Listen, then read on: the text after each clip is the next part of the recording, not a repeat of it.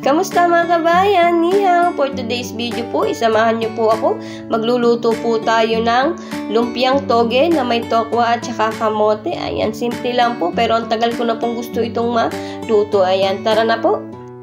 Ayan, unahin po muna natin is magpriprito po tayo ng ating tokwa na ilalahok po natin sa ating lumpiang toge. Ayan, lagyan po natin ng mantika ang ating kaserola.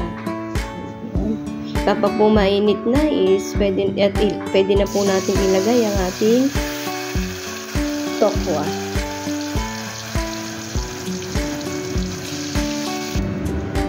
At yan, halu-haluin lang po natin para mapantay po ang pagkaluto niya. Ayan, at kapag po ganyan na brown na, ayan, is pwede na po siyang hanguin. Yan, prito lang po natin ang ating tokwa hanggang sa maubos po. Ayan, 2 tokwa po yung aking pernito at saka 1 kilong togi po ang ilalahok po. Ayan, at saka 2 pirasong kamote. Ayan po.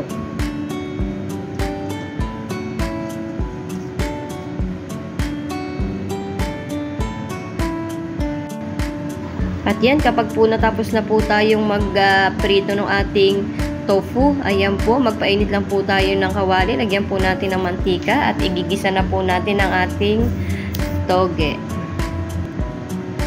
Ayan, unahin po natin ang ating sibuyas. Halu-haluin lang po natin, isang kutsa po natin hanggang medyo magkulay brown po siya para lumabas po ang kanyang aroma. At kapag po naman okay ng ating sibuyas, pwede na po nating ilagay ang ating bawang. Ayan. At halu-haluin lang din po natin siya, sangkot siya, bago po natin ilagay ang ating gulay. At ayan, kapag po nasangkot siya na natin ang sibuyas at bawang, pwede na po natin ilagay ang ating 1 kilong toge. Ayan, nilinis ko na din po yan, inalis ko na po yung kanyang ugat-ugat. Ayan. Ang toge po dito is 20, 1 kilo. Ayan, 20 po sa pera dito. Sa Pilipinas po is maabot ng kulang-kulang 40. Haluin lang po natin hanggang sa siya ay lumambot. Ayan, kapag po ganyan na, is pwede na po natin siyang lagyan ng kaunting pangpalasa. Ayan, lagyan po natin siya ng 2 kutsarang toyo.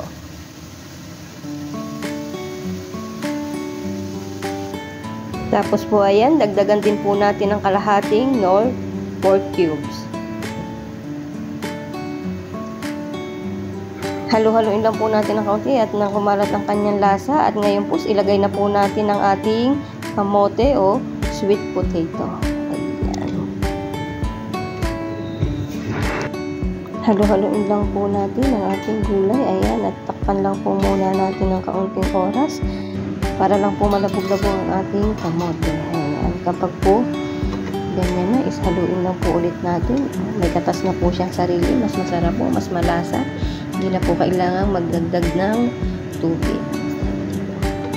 At yan, kapag po sa tingin nyo is malambot na ang ating kamote, is pwede na po natin ilagay ang ating niritong tokwa. Ayan.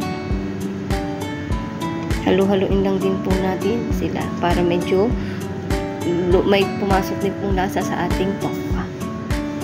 Masarap po yan. Kumbaga is madalang po talaga kami magluto ng ganito.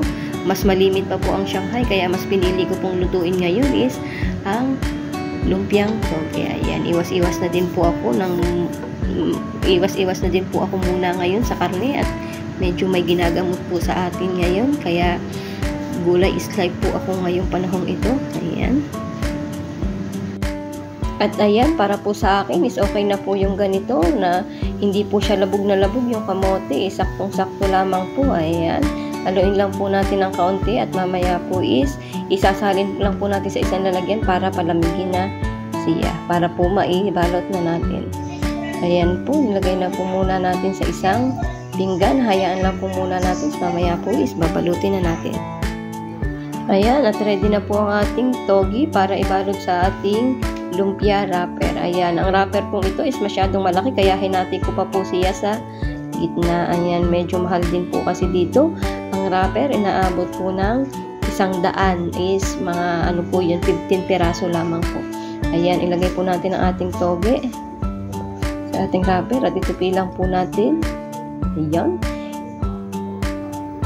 Saktong-sakto lang naman po yung kalahati na yan. Ayan, itupi natin po ang kabilang tabi. At yan, ipaikot-ikot.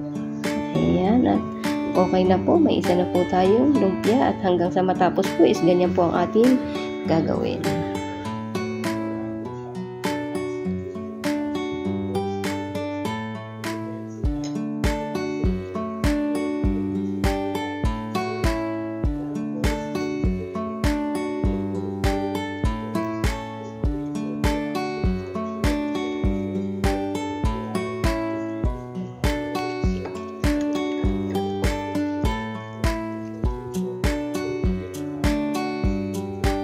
Ayan na po yung mga nabalot natin na lumpia. Ngayon naman po is ipiprito na po natin ang ating lumpiang togi.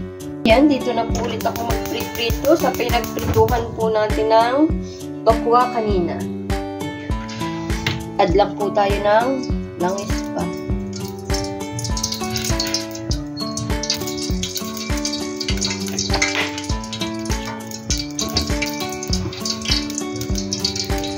Ayan, mainit na po. Mag-start na po tayong mag-prito.